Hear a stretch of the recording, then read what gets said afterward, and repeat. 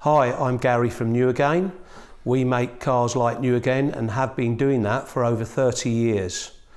So one of the things we do is help people return their cars to the lease company. So you're probably here because you've got a lease car, the return time's coming up, you maybe have 3 weeks to a month before and you've got a little bit of damage, you're not quite sure what to do about it. So I'm going to give you 3 questions to ask your lease company and then some advice on what to do about it. So question number 1 is what are the guidelines? What standards do I work with? So let's use an example. Most lease companies work to the BVRLA guidelines.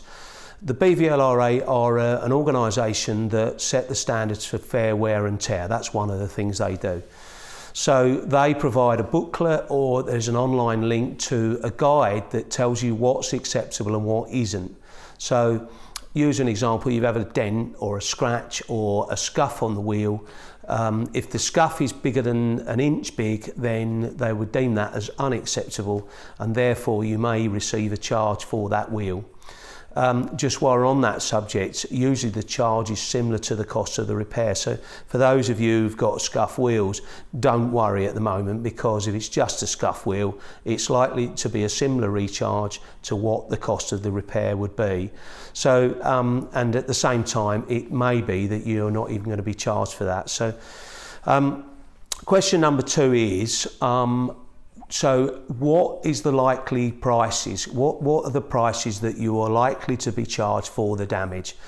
So most lease companies will link you to or send you a list of the prices that they charge for what's not acceptable. So if you ask them, you ideally want to know, and so they can't itemise everything, they won't be able to put everything, but they've got what the price of a dent would cost you, what the price of a scuff on a wheel will cost you, what it would be if you've got a hole in the carpet or those kind of things. So you can find those out from the lease company before you give it back. Number 3 is what's the procedure? Do they send an inspector out to check it on your drive or at your place of work before the car's taken back? So you can be shown then what's acceptable, what isn't, and the costs. Or do they collect the car and take it back and then you get a letter through the post a week or 2 or 3 weeks down the line with what you might be charged for the damage? So on that point, some lease companies will send a driver. So the driver comes out, he might be checking it over. You might remember this on the last time. You might know a friend who says, oh, the guy turned up, he checked it all over and took it. He's not necessarily an inspector, he could just be a driver, and it's in his interest to get through, check it, for you to sign it, and then for him to run off. He wants to get that car back to the compound and then get back and get the next one. So he's very likely to just say, can you just sign there, just sign. And of course, with us being a nation now of signers, because we're signing for every parcel that may come through, that's what he's trying to do. Sign it, go. And then your car goes back to a compound, usually near an auction or at an auction site, where the car will then be pulled into a compound and then the inspector will inspect it. Sometimes they have white walls, they'll pull it into an environment that is consistent for checking, and then they'll check it over and then they'll make a decision on what to send you regarding the bills. Okay, so this is what to do about it. If you're out of the southeast, you may want to try and make an effort to do this yourself. You can, on the guidelines, there's often a checklist, but basically you've got to go around the car and check it. You need to check things like, have you put the correct tyres on? You need to check under the bumpers. You need a stool to check on the roof.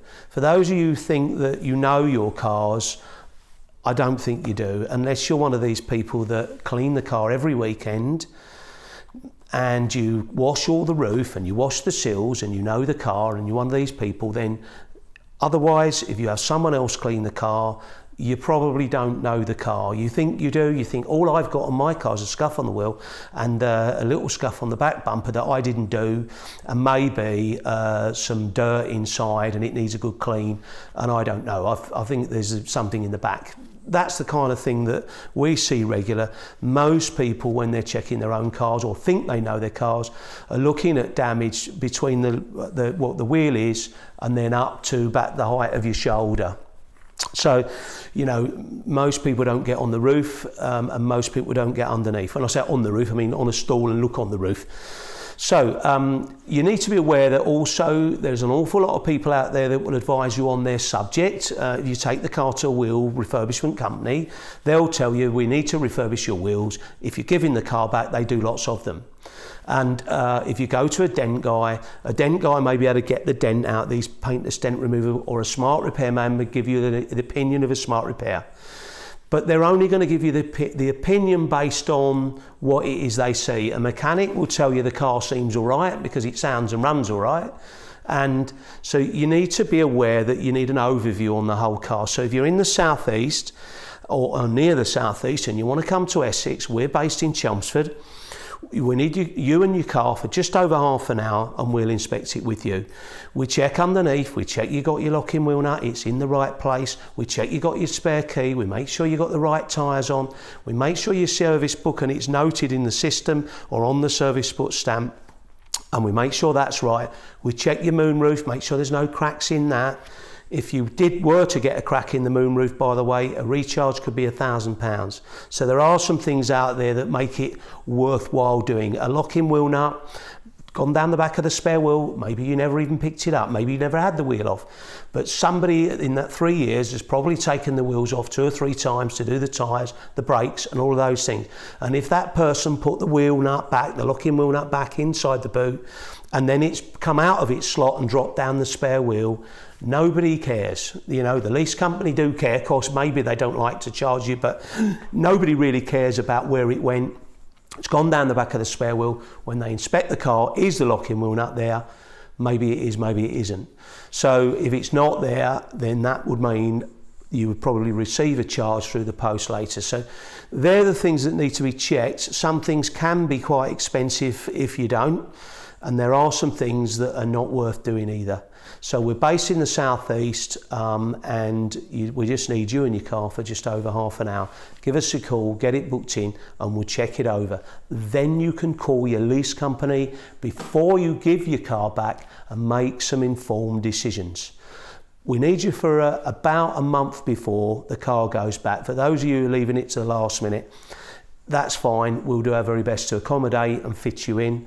But it does mean that if there are some decisions to make on what to do before you give the car back, sometimes you're restricted on time. So best to get it booked in about a month before, so that it allows you time to do these things that may need doing.